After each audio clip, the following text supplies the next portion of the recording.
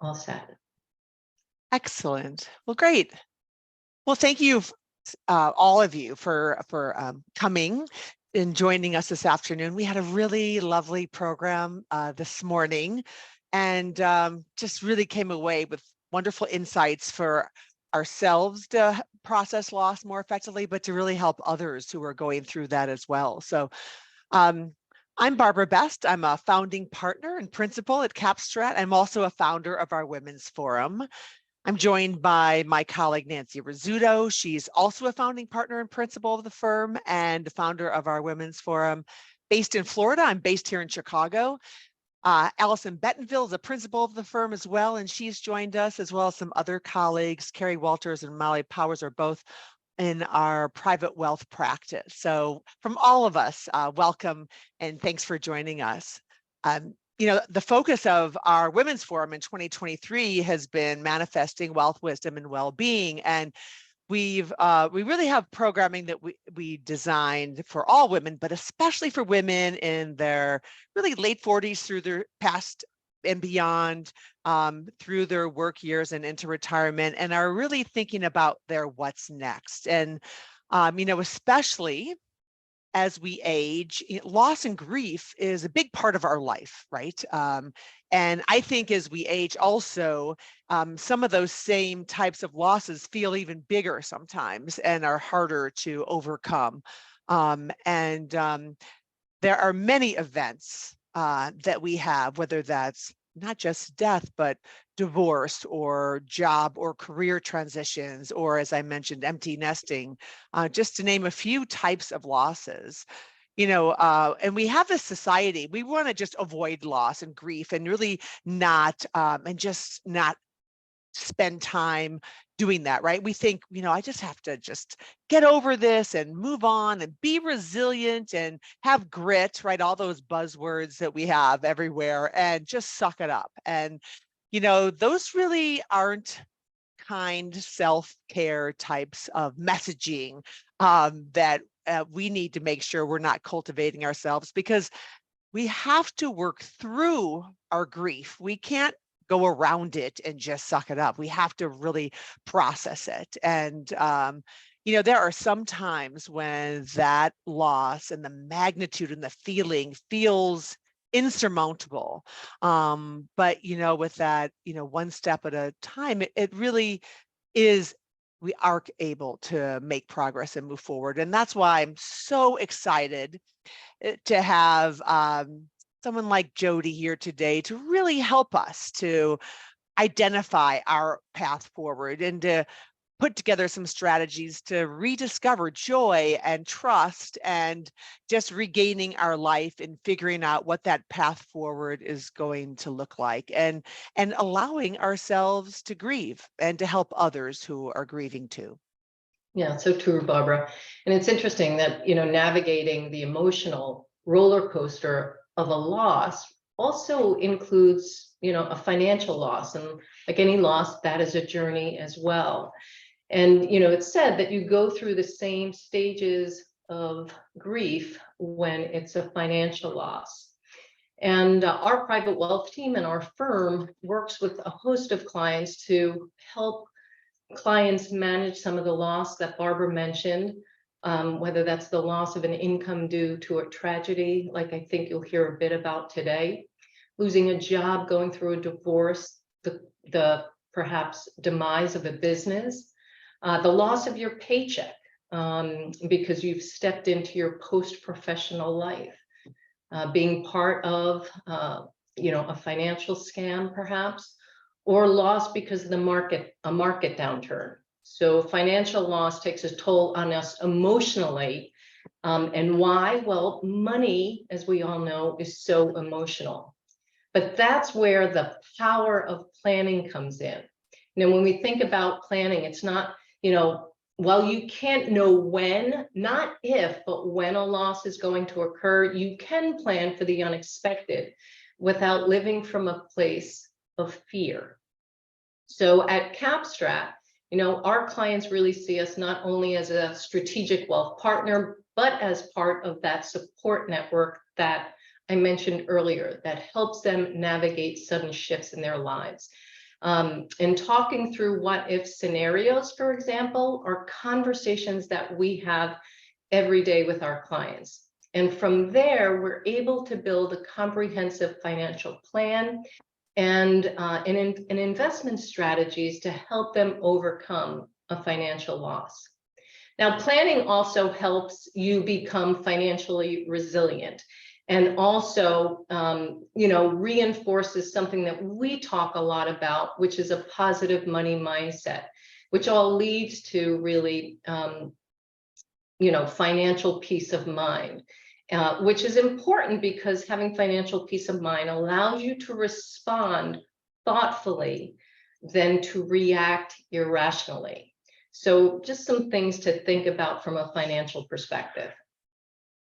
Thanks for sharing that, Nance. Yeah. And I'm going to pass it over now to Jody. So I know we shared the bio with you in the email that Nancy and I sent earlier this morning, just so we could have her jump right into things. She has tremendous skill that she's developed, and that gift she has of sharing and applying her life experience and her training to help others, whether it's widows or other people who've experienced loss, move forward and rediscover joy. So Jody, thanks again for offering your insights to us today. Absolutely. Thanks, Nancy and Barbara, for having me. And everyone, I have been a member of the Women's Forum for probably 5 years. So it's very fun to be on this side and presenting to all of you. I'm going to just share my screen. Give me a second and we'll get up and running. There we go. Okay. Thank you. Thank you for coming. The difficulty of loss. It's hard. It's scary. It's lonely. It can be embarrassing sometimes, and you don't know what to do with it. And so today I'm going to talk about, what can you do if you're in a loss now, if you have a loss in the future, and how can you support others going through loss? And really, loss is all about emotional suffering. So it's not just the loss of a person through death. It's, all the things that Barbara and Nancy have already talked about, and it touches us all.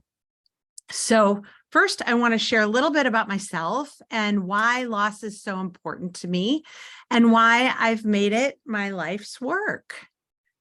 This is a picture of my daughters and I. I'm a mom of 3, and yes, we got to go to Taylor Swift, which was so cool.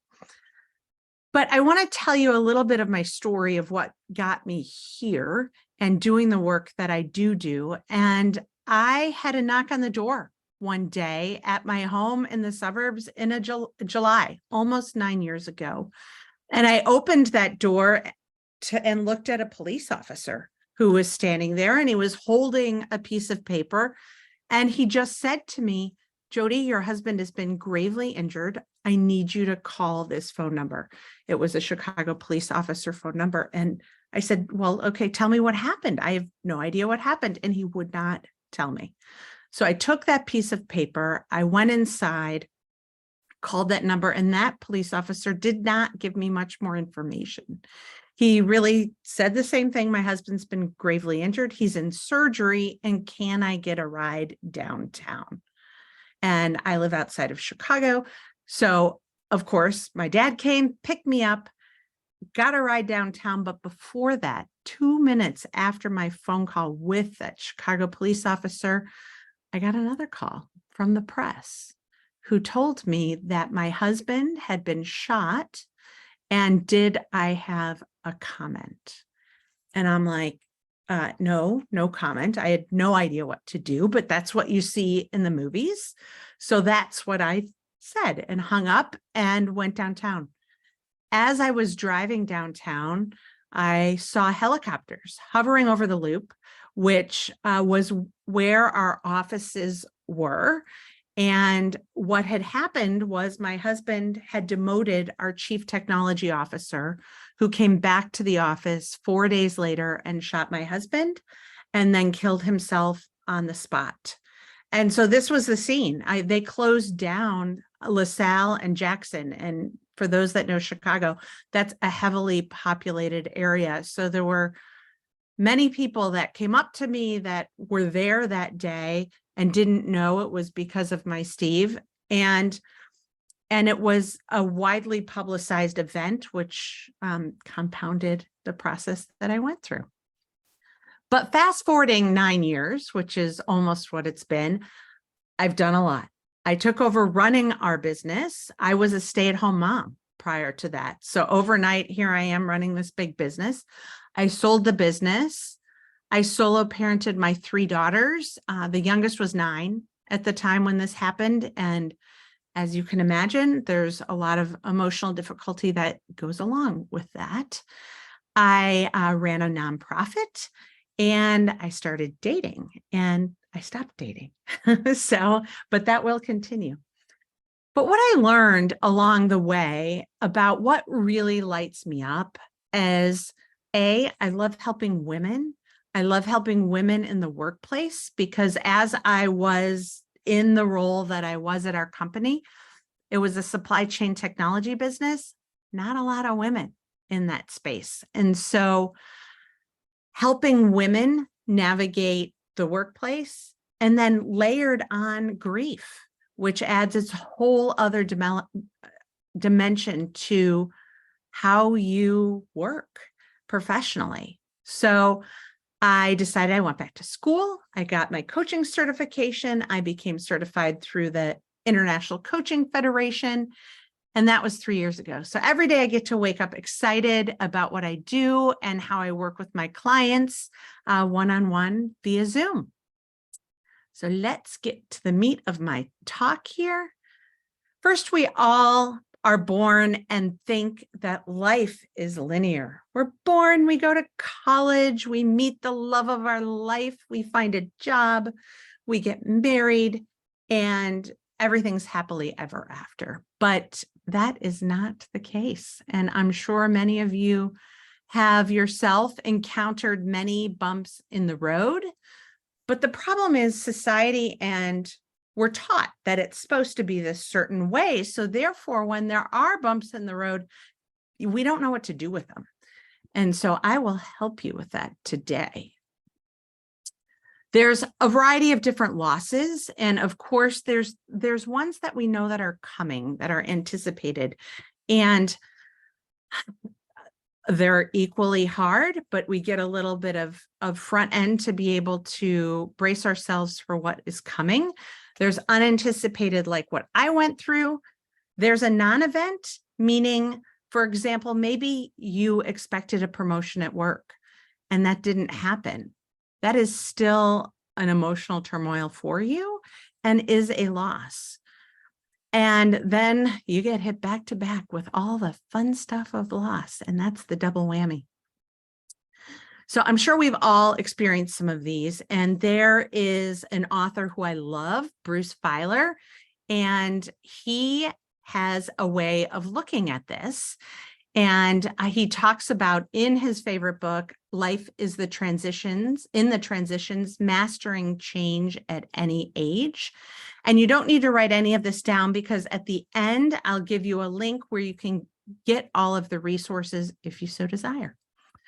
So he talks about all of these transitions and losses 2 ways. He talks about them as life disruptors, and there's about 52 of those, and you can see them here on the screen. And I'm sure probably pretty quickly you could pick out 3, 4, 5 that maybe you've already had. And some of them are small and some of them are big, but the average person has 3 dozen of these in your lifetime, which is a lot. So that's 1 every 12 to 18 months. Then we move on to the bigger ones, the life quakes, those that really lead to rocking our boat significantly. And 1 in 10 of those disruptors that I showed are life quakes. So each of us has the pleasure of going through 3 to 5 of these in our lifetime. And those can even last 3 to 5 years. So we're talking 15 to 25 years of our life is going to be spent in this space. And so learning how to manage these loss and transition is so important, because when it happens, here we are, we're like, uh-oh, well, now what? Now what do I do? And we're paralyzed, and we have that whole deer in the headlight look. But I'm going to help you with 7 tips to help you manage these transitions. The first one is accepting your emotions. And emotions are really hard for us. They're hard for people around us. People don't know what to do with emotions, how to express them, and how to receive them, frankly. And it's something we could do better on as a global society. And emotions are hard. They're hard for a variety of reasons. One, they can be ugly. People don't like to be that crying person in the meeting. And I'll tell you, I have been that crying person in the meeting, and that is okay. But sometimes we keep our feelings held back because they can be ugly. Another thing is we think people can read our mind. Geez, I just lost my job. That's horrible. Everybody should know how difficult this is in my life. I don't need to tell them. Well, that's not the case either, because we don't have people that are mind readers. So I want to ask you, while we're in loss and transition, what do you think the top emotion is for people? And I'll have you put it in the chat. The top emotion people experience during transition and loss: helplessness, fear, sadness, fear, fear, fear. Absolutely. And fear is the winner. And as you can see, the other feelings as well have significant play there. And fear within us just brings this fight or flight response, and we are frozen. It's very hard and paralyzing for us to think about what we need to do next. So things we can do, and I'll provide some extra tips in the handout, but think about, and these are important things to write down when you're going through a transition and a loss. So what really worries you is about the loss and transition? What have you done in the past when you've been through a loss? What was successful? What worked? And then what kind of positive outcome could come from going through this transition? And I'll tell you, if anybody asked me right after my husband was shot, oh, there's going to be something positive happening, I was not there. So those types of questions are not the ones that are early on in a loss or transition. But when time goes on, there is the possibility of looking and seeing a positive opportunity going forward. And that leads us to tip 2, time. And time stinks, right? Here we are in fear and yuckiness, and we feel terrible, and we just want to fast forward because nobody wants to sit in pain. And I wish I could say I'm going to wave my magic wand and make all that go away, but it just takes time. So setting that expectation for yourself of, well, geez, I've been doing this for 6 months. I should feel like massively better now. That may not be the case, and that is okay. So being reasonable with what you put in your head is so important. And if we go back to this whole lifequake thing, remember, it takes 3 to 5 years to heal from a major lifequake. And for me, I was certainly into that 3, probably pushing closer to 5 years to heal from my loss. And grief still hits me, especially during empty nesting, which is coming up.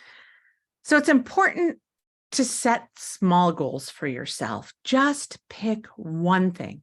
one thing you could change, because many of the routines and habits that you used to have don't work anymore.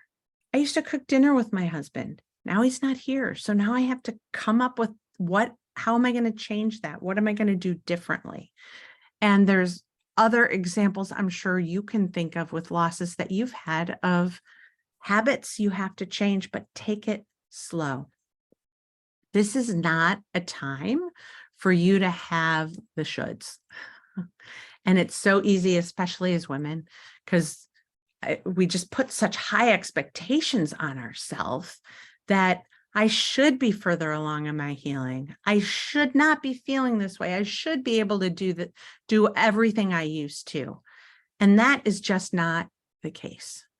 So it's important to give yourself some grace and take a pause and actually look at how far you've come. Because so much we're in this forward looking of, okay, what do I need to do next? I should be here. Here's my goal. Take a pause and look backwards and say, wow, I have done a lot. And I had a client that went through this and lost her husband 1 year prior. And she was definitely doing that. I should be further along. I should be doing these things. I said, wait a minute. Let's talk about all the things you have accomplished. She established boundaries with her mother-in-law, and those are not easy to do. She changed jobs and found a new job that could help her be home with her daughter. She came up with this really cool home exchange in Costa Rica. So I think you can get the drift. If we take a moment and look backwards, there's a lot that we have accomplished, and it's important to recognize that. Tip number 3, self-care. We hear self-care all the time. We hear that word all the time. But what I love about thinking of self-care is self-care comes from a place of power. This is you taking control of you and separating time and space for you to really emphasize your health. And we all know every day we should be taking care of ourselves, but especially during loss and grief and these life quakes, so important, because we're suffering and we feel it inside and our immune system is compromised and all of those things. So taking care of yourself is so important. And as women, we like to put everybody else first. I'm going to take care of my kids. I'm going to get my job done. I'm going to check all my email and make sure my inbox is cleared out. And then all of a sudden it's 10 p.m. and you're like, well, I'm going to go to bed and I haven't done anything for myself. So don't do that. You first. And I'll tell you what, I did not do this. And 2 years after I lost my husband, I was having major health crisis. My heart was skipping beats. I could literally feel it. And I had to wear a Holter monitor to take care of that. And I looked at my therapist and I'm like, I'm not going to have a heart attack, am I? And he's like, nope, it's just stress. Stress does incredible things in a not positive way to our body. And I actually got breast cancer for the second time 5 years after my husband passed away. And so I truly believe that it was this huge, intense period of stress and me not taking care of myself that led to that. So important. There are a couple psychiatrists that actually put a rating and ranking scale together about stress and how stress can impact your life. And if you have a variety of these stressors, then, if you look at some of these and add up the numbers, if you have numbers that are above 300 within like a year to 18 months, you have an 80% chance of developing a stress-related illness. And so this isn't to scare you. It's just to say this is so important. So don't take it for granted. We're going to look at our 4th tip, which is trying something new. We talked about how we have to change habits, and that change is hard and it's scary. And sometimes we don't want to do it. So being able to just pick up something new is important. It feeds your soul. It feeds your spirit. And there's things that maybe you used to do that are not bringing you joy. They may just be a reminder of part of your loss. And so being able to shed those and know that that is okay is fine. And I like to use a reference from one of my favorite movies, and I don't know who else has seen it, but We Bought a Zoo. I love this movie. And they talk about in the movie that it's important to have 20 seconds of courage.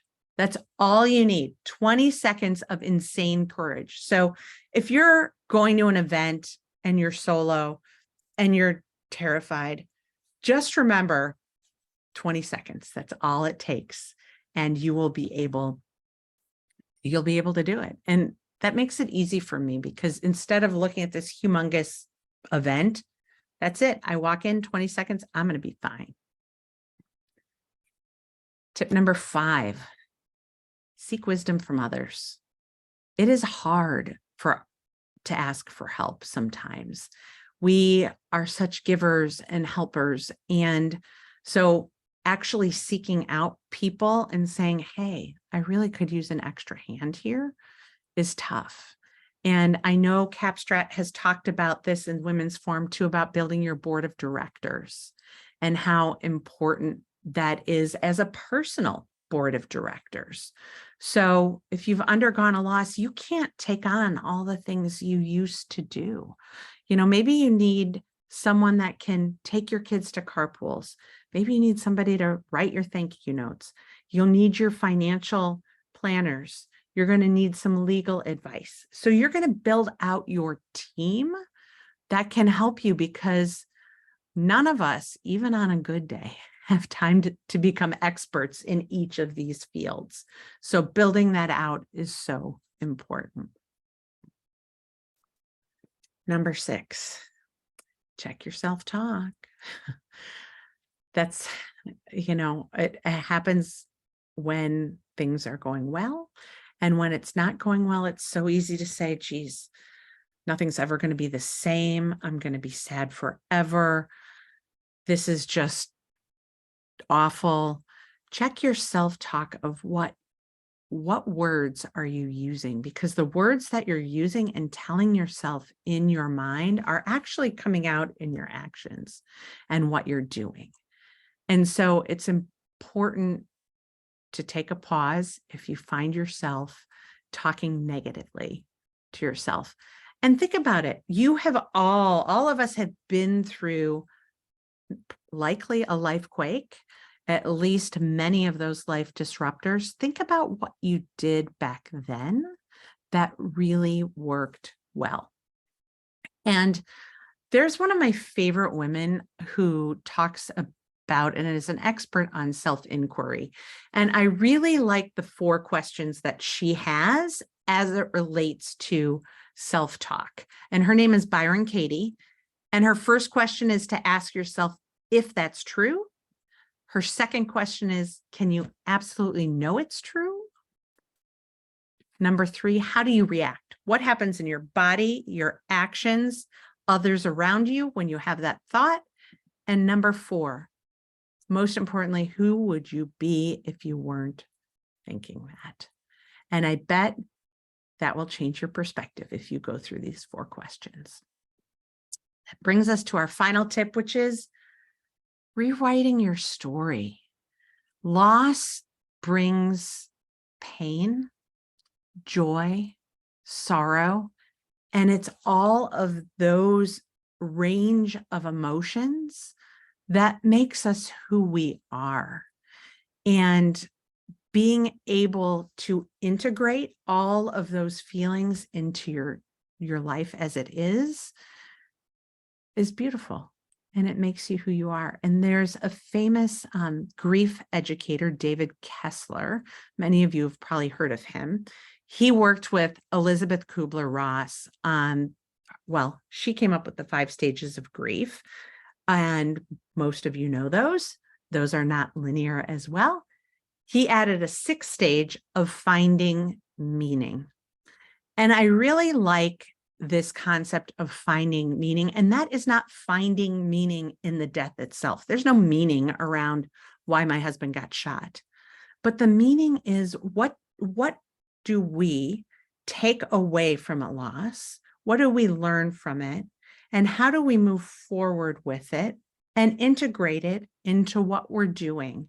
And finding meaning doesn't necessarily happen right away. If you have just experienced a loss, you are not in a place to find meaning. We're going to go back to tip about it takes time. But in time, you will be able to find meaning and be able to integrate it into you. So it's once you get to the place where you are able to think about, what have I really taken away from this experience, and answer who you are now and what you're bringing to your new integrated life. I just want to talk briefly about how to support others, because I'm sure we all know people that are in the midst of loss, and everybody wants to help people. And so here are some things that you can do. Listen, I know it seems so simple, but we're fixers as people. And sometimes it's hard to just listen without jumping in and go, oh, have you tried this? Oh, did you read that? Have you been here? People really just need to have their loss witnessed, and they just want people to listen. So don't try to fix. And a good question to ask somebody is, how are you today?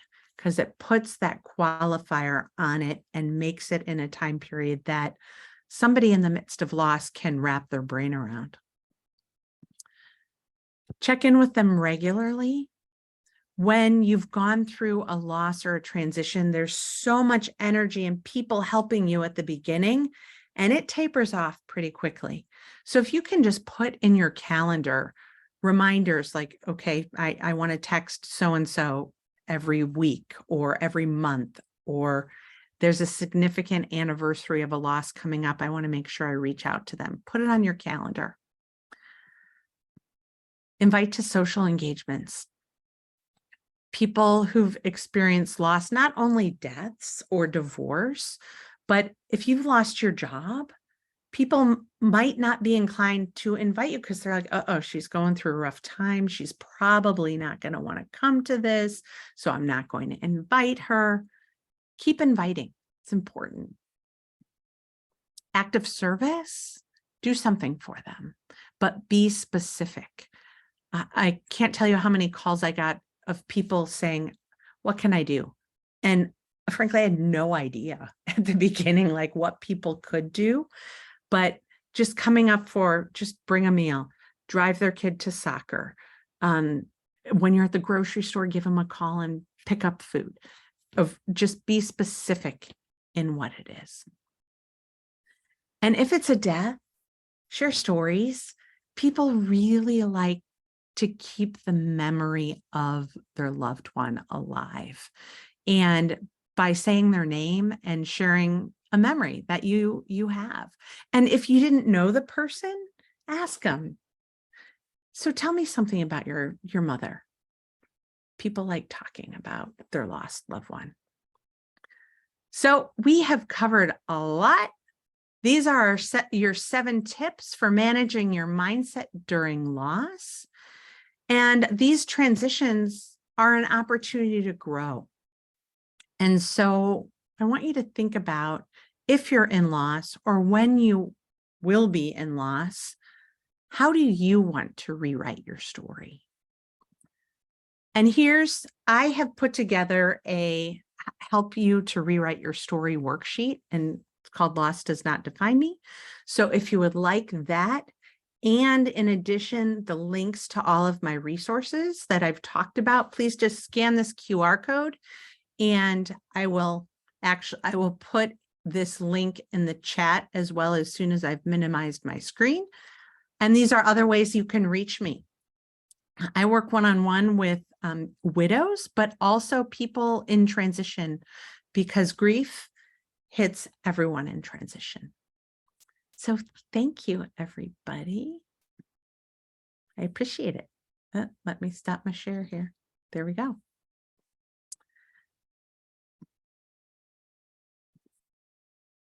I don't know. Oh, thank you.